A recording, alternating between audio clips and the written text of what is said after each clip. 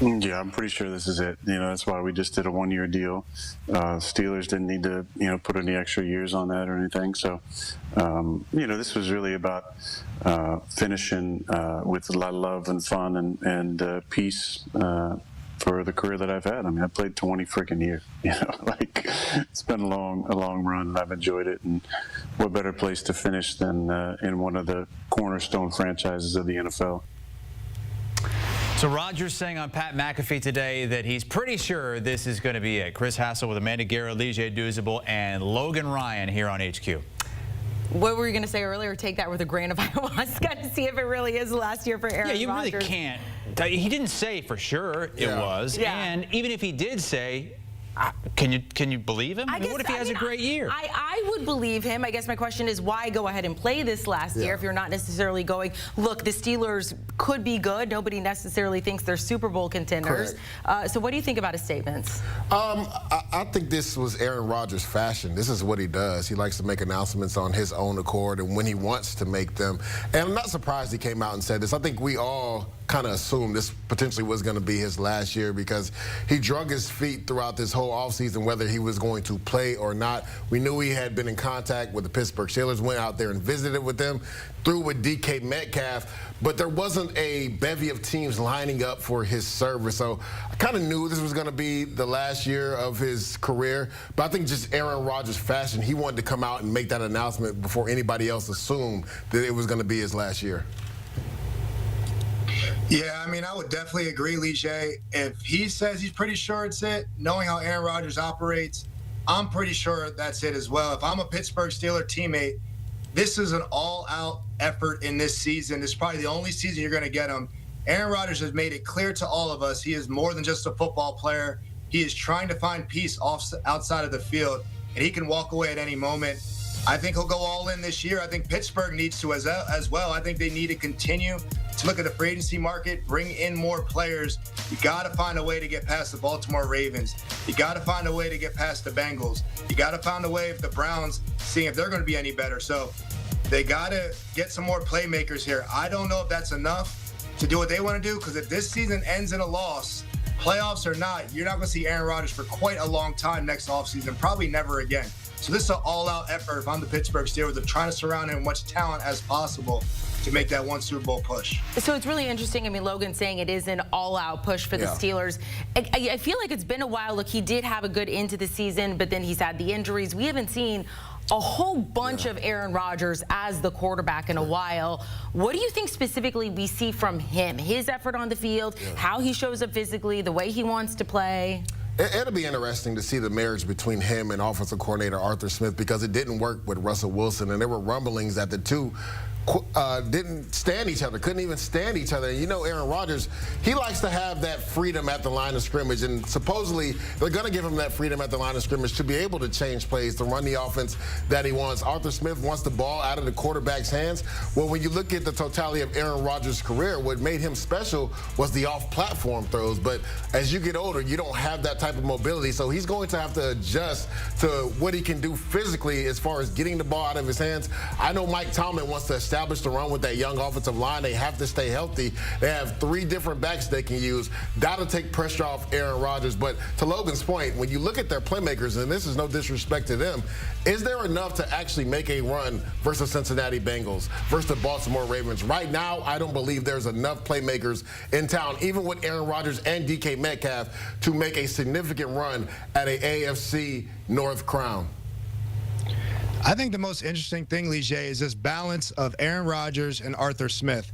And I was in Tennessee when we had Arthur Smith there. He was not the coordinator. We had LaFleur. Now, obviously, LaFleur went to Green Bay, and Aaron Rodgers won multiple MVPs in that offense with LaFleur, Aaron Rodgers system. So I know Art Smith has studied under Matt LaFleur, and he knows what that system looks like. Is this going to look like Green Bay's offense when Aaron Rodgers won MVPs? They relied on the running game. The running game and the play-action pass game. It was not as much check at the line of scrimmage as Aaron Rodgers used to, similar to the Jets game. We saw he just attacked the Jets' run scheme. So I want to see what type of offense this is, because if Art Smith leans on that LaFleur offense, we've seen Rodgers have a lot of success in that. If it's the Rodgers offense of the New York Jets, obviously that wasn't good enough. So I want to see what type of offense they want to, what scheme they want to run to have that best version of Aaron Rodgers. If you only have him for one season, you want an MVP version of him. And that's the biggest question mark, Logan. And we were just talking about it, like, what will the marriage look like between Aaron Rodgers and having that freedom at the line of scrimmage to change plays? Because he likes to sometimes even go no huddle and just call the plays from the line of scrimmage. But that's not how Arthur Smith runs his offense. You were in Tennessee, even though he was a tight end coach there, he likes to run the football. And I know Mike Tomlin wants to run the football. He wants the quarterback to get the ball out of his hands, really attack the middle of the field. And that's where him and Russell Wilson really struggled last year. So it'll be interesting coming into this season where Aaron Rodgers has always had the gambit to kind of run the offense how he wants to compared to what Arthur Smith wants to do. How long does that last if things go left? And can they find that marriage together where they give a little bit of give and take from each side? Aaron Rodgers, a 4-time MVP. Only Peyton Manning has more. I think you go back 10 years and we were arguing about whether or not he's going to end up being the greatest quarterback ever. Well, here we are. He still has the one ring. Yeah, Dan Marino doesn't have any rings. But when you look at the best quarterbacks of all time, Logan, you've faced a lot of the guys, including Aaron Rodgers, and you have too, Lige, that have those, those numbers and those top 5 potential. You do not have him, though, in your top 5, Logan. Why? I do not, because it's going to get sticky over there at 4 and 5 for anybody in this debate. Look, 1 and 2 are non-debatable at this moment. Tom Brady, Joe Montana. I don't care who you are. If you watch football, those got to be your top 2. And this guy at Mahomes at number 3 is probably going to end up top 2 eventually at the rate he's at. He is that type of guy. Playing against him, he's won Super Bowls against me, and I'm not happy to say that. Now it gets down to 4 and 5, right? And this is where you're in the Marino, the Elway, obviously the Peyton Manning, and then the Rodgers type of debate. Dan Marino changed the game. At his time, at his era, he was a specimen. Passing the ball, yes. He does not have the Super Bowls. Yes, that is the only thing we care about when we talk about ranking quarterbacks. But he influenced Tom Brady. He influenced the Peyton Mannings of what he was doing in the passing game in a running style league. I think Dan Marino needs to be in there for being a game changer. And then I have Elway at 5. And my only reason I have Elway at 5 is because a lot of people have Peyton Manning here. A lot of people have Peyton Manning in that top 5. But I will say this, Lige. I played against Peyton Manning. I played against Tom Brady. And I played against Rodgers.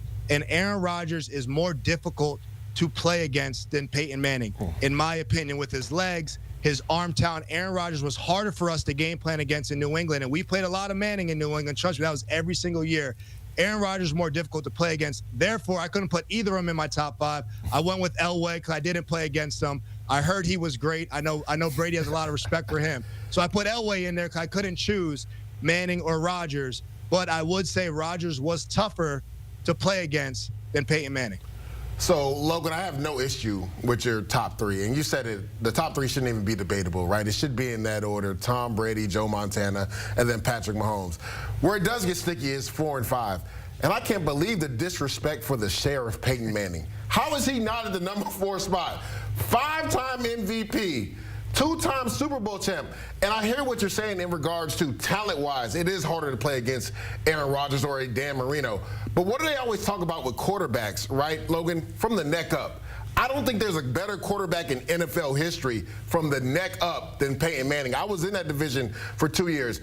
Peyton will call your blitz out before you were going to do it. And I know Tom Brady has been synonymous with that as well. But when you're talking about mentally knowing what the defense is doing, the sheriff, Peyton Manning, I don't think there's a better quarterback in NFL history. So I would have had him at 4. And like you, it was kind of a log jam at 5. I had kind of like a 3-way tie, which is kind of cheating. What? You can't do that. I have Aaron Rodgers, Dan Marino, and John Elway tied at 5. Well, that's how you get him in your top 5. You put 7 in there. What do they say? Tie the T5? How do you do it? Yeah, T5, T-5. But the sheriff needs to be in the top 5. Peyton Manning should be in the top 5.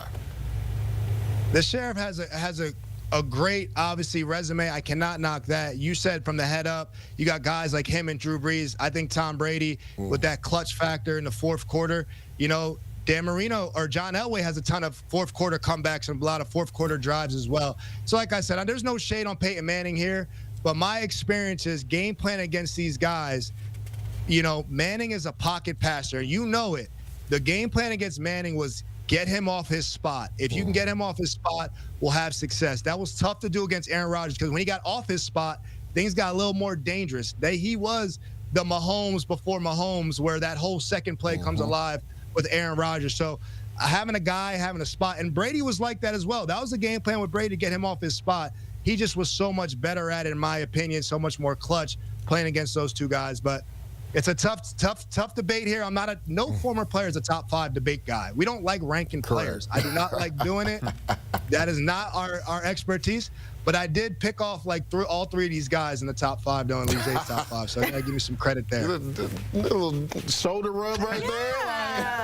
And I like that you guys agree on the top 3. If anything, we'd say Steelers tickets are going to be a little bit pricier this season, if indeed it is the last season for Aaron Rodgers. Logan Ryan, Lige Douzable, we appreciate it. So if this is Aaron Rodgers' last season, what do they do at quarterback next season? Taking a look at Ryan Wilson, yes, I know we're already taking a look ahead to the draft for next year. This is a much more loaded draft class when it comes to the quarterback position than it does this last season. The Steelers drafted Will Howard, but could their quarterback of the future be here in Ryan Wilson's top 10 quarterbacks? For more on that, let's welcome in the guy who put together that list, Ryan Wilson. So, look, we don't know how the Steelers season is going to go. We don't know where they're going to be picking. But if you're looking at that, could they potentially find their next quarterback in that list? They're going to have to, no matter what happens, because of the conversations you guys just had, Amanda, and that Aaron Rodgers is playing 1 year. But here's the thing. Go back to 2004 when they drafted Big Ben 11th overall. Since then, the 20 subsequent drafts, their average draft position has been about 22. You typically don't find a QB1 at pick 22. So if they're going to win more games than they lose under Mike Tomlin, and that's the last time they had a losing season, by the way, the 2003 season, you would imagine they're going to be picking middle to bottom half of the first round. And if that's the case, you have to hope that either you're going to trade everything for Arch Manning, and everything is going to have to include someone like TJ Watt, or some of these guys start to hit. And a lot of times we're in June, so we don't know who's going to be who in terms of these standout quarterbacks. But Garrett Nussmeier had a strong start last season, faded down the stretch. He returned to school. Francisco Mendoza is one of my favorite players in this draft class thus far. He's transferred from Cal to Indiana. I think he's going to get a lot of buzz. Cade Klubnik has an opportunity to be a first-round pick. And I'll just say this, Amanda. Typically, it's quarterback 1 that you get the most bang for your buck.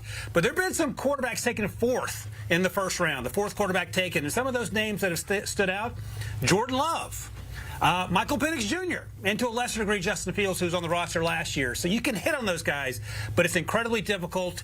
And this is a long way of saying trade 25 first-round picks for Arch Manning, and all your problems will be solved. That's it. Now, so is that how much faith you have in Arch Manning going into this season and into the draft? Lige's sitting right next to me, and he's shaking his head.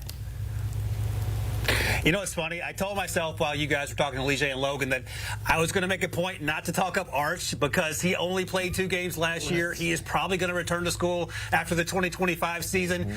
But it's hard not to love what you see. And then we heard Lige talk about the sheriff getting disrespected, sort of, in that last conversation. But Arch does something that neither of his uncles could do, and that he is insanely athletic. We saw that in that game last year against Louisiana Monroe when he ripped off that long touchdown run.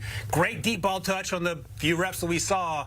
It's going to be hard not to love him because, you know, off the field, he's going to be spotless. On the field, he's going to be as smart as his uncles and his dad combined. So, yeah, I would say pump the brakes, but I'm also going to be the guy mashing the accelerator because he was so much fun in the limited exposure we got last year. It'll be interesting to see what he does. His uncles stayed all 4 years. Could he potentially come out early? But everybody right now leaning for him to go back to Texas after this upcoming season. Ryan Wilson, we appreciate it. The host of With the First Pick, Ryan Wilson there. How about this? Just a day ago, Drew Rosenhaus was on the show. Lige, that perked him up. Tells some crazy stories, including Michael Irvin. You want to tune in?